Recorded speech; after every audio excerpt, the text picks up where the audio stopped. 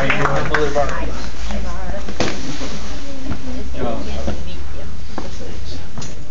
Okay, so.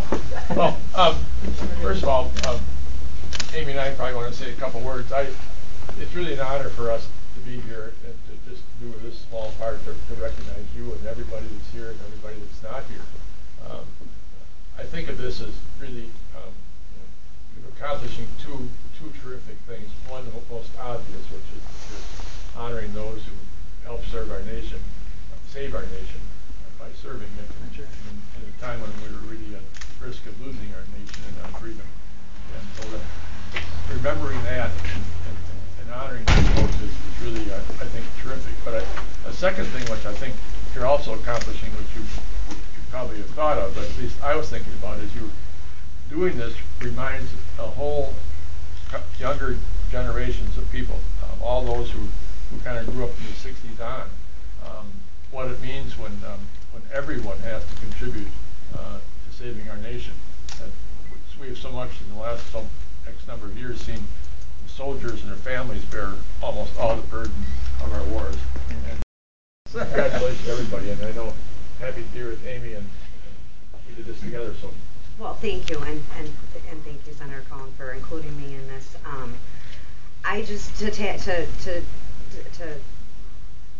comment on Tim's comments. It's an honor to be part of a community that really is showing support for all of our veterans and trying to do something meaningful for them that really respects all of their years of service and for their families. But the last comment that you made, I just want to expand on that. It's so exciting. I'm so proud to be from an area that does have big ideas and people that really take the initiative and do something that is just so much bigger than just than you and your family, but you're willing to take that responsibility and to continue and to grow it and to really show people that you can make a difference. Thank you.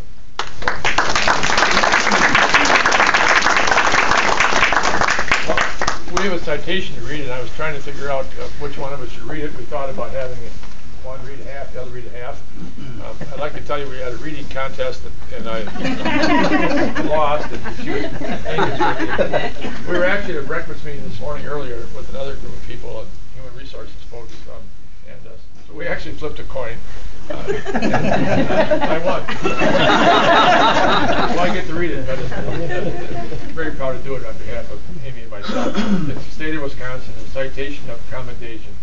Whereas World War II and Korean War veterans, as well as Rosie's the Riveters, the women who worked in America's factories during wartime, are now in their mid-80s and mid-90s and have difficulty traveling on their own.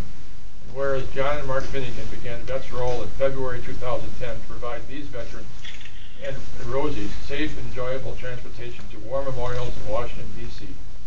Whereas the first VetsRoll trip occurred in May 2010, the second in May 2011, and the third is planned for May 20th to the 23rd, 2012. 200 veterans and Rosies and 100 trip assistants have signed up for the trip. And whereas motor coach travel and other expenses are paid for by generous donations from the community, trip assistants and medical personnel provide special attention to dietary needs, wheelchair accessibility, and medical records.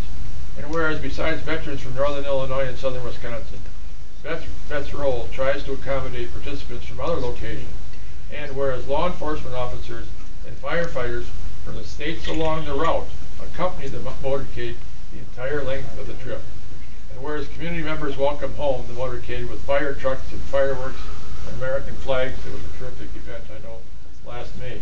Therefore, the members of the Wisconsin Legislature, on the motion of Senator Tim Cullen and Representative Amy Loudenbeck, do hereby commend John and Mark Finnegan, every VetsRoll organizer and volunteer, and the numerous contributors for providing veterans and Rosies with the opportunity to visit the memorials that were built to honor them.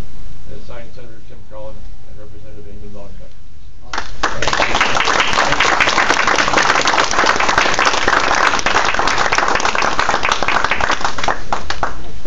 That's beautiful.